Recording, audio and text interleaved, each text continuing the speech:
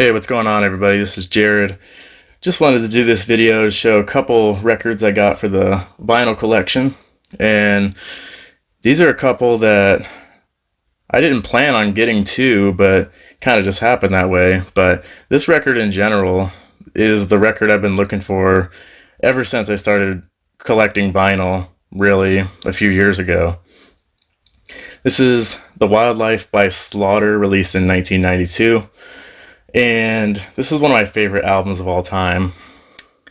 Now, when I first started really getting into collecting, I thought finding it wouldn't be as hard as it is, but it's actually extremely hard.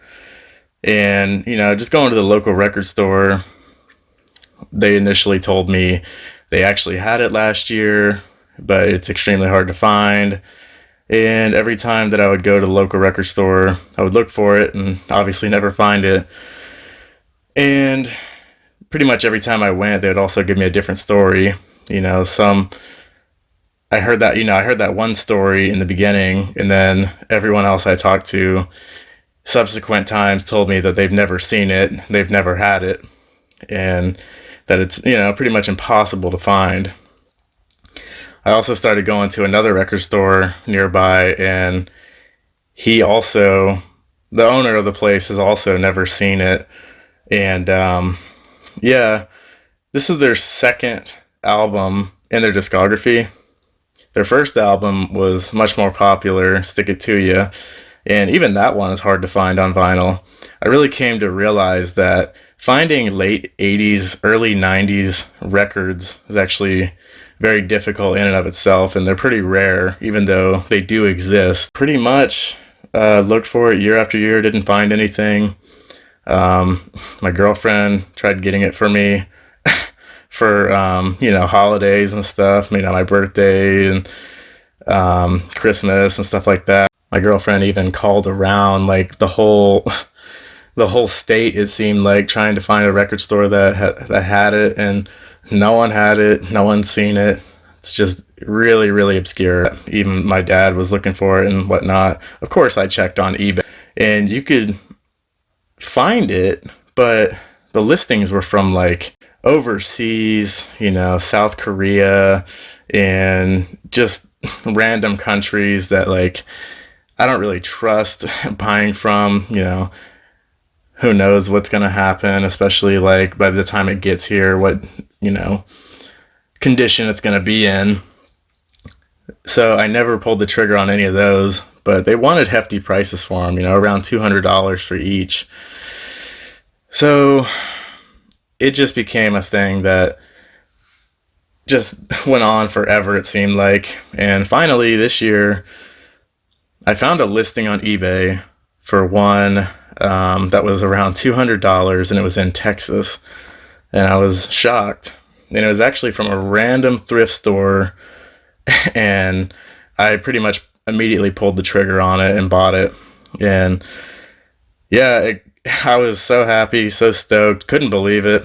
It, finally came in the mail, and I was super, super excited, all this time waiting, and finally to see it physically in my hand. It was really surreal, to be honest. Like, it's still really surreal now to physically see it. So, yeah, pretty much. This one's interesting. So it's not sealed or anything. The one I'm talking about is on the right hand side. Because I have two of them, obviously, but the one that I'm talking about is the one that's open, and it was open when I got it. And yeah, pretty much it does not have any inserts as far as like pictures and stuff like that. I do believe that this album does come with like an insert, which at least shows like the band members and maybe has some text on it and whatnot. So it didn't include the insert, which is disappointing. But in the end, at least it actually comes with the record, and like I still have like, the album cover itself, the sleeve and whatnot. So this one is actually very interesting because this is the Colombian pressing. And the Colombian pressing is the only pressing that was done by EMI. and every other record pressing for this album was done by Chrysalis Records. And yeah, I had no idea that it was the Colombian pressing, to be honest, but I'm not complaining at all. It's very rare, and I spent about, around 200 on it, like I was saying, and it was pretty much worth every penny. And then just a few days later, I couldn't believe it, another listing came on eBay, and this one was listed in Florida, which is where I'm from. So I was immediately interested again, especially because this one was sealed and it was around the same price, around 200. So I went a little crazy and I bought that one too. And yeah, I'm super stoked with both of them. This one is the US version, completely sealed. So now I have an open one and a sealed one, and a US one and a Colombian one. The thing that got me into this album was when I was going through like the Slaughter discography, something that really interested me was the wildlife documentary they did when they made this album. And that really interested me. Me and my dad watched that and really got us into the album more so than we already were. And I love a lot of the songs on here, like Reach for the Sky is arguably my favorite Slaughter song. You look at some of these other songs, like the title track. I remember first hearing that on a video game, NASCAR the Game. I believe it was 2011. I can't remember for sure, but didn't really care for the song when I was playing the video game. But once I started listening to this record on repeat, it actually became one of my favorite Slaughter songs also. And then you look at some of these other ones like Real Love and Do You Know? Those are just some of my favorite ones. All these songs that I'm mentioning are some of my favorite Slaughter songs. And yeah, just really awesome colors all over the album, awesome album cover, and just something that is my favorite. These are my favorite pieces in my vinyl collection now, for sure. Like I said, this is like my holy grail.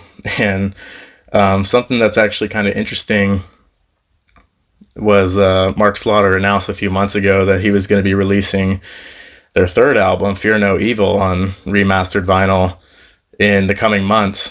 And I bought like the more expensive one that comes with like a bunch of different shit, and really excited for that. It's taking a lot longer than I thought it would to ship, but I guess because of COVID and everything, it's going to take a while. But yeah, I bought it a few months ago. People are, we're still waiting for it, but it should be coming eventually.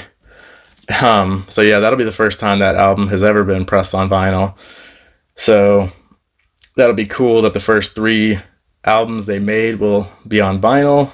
I didn't really actually care for that album, but it's just kind of the novelty of it is why I wanted to get it. But yeah, as far as the condition goes on these 2 records right here, the sealed one is virtually, perfect. And even the open one is in good condition too. A little wear on the corners, but nothing crazy. So it's not like I got some raggedy ass ones. I never even got close to finding them in the record store, to be honest. I mean, the closest I ever got was like that second record store I mentioned. I found Stick It To Ya. I found an original one and in like a pile, and he wanted a lot of money for that. I think he wanted around 200 as well, like 150 to 200. So I remember like seeing that and I was kind of like shaking because I was like, fuck, so close to finding the wildlife.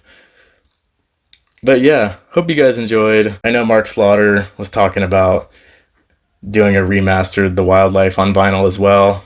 Stick It To You has been remastered, but I've never seen the remastered version in person. I've just seen it online, but I would like to get that as well. That's pretty much all I got for you guys today. Please comment, like, and subscribe, and I'll see you on the next one.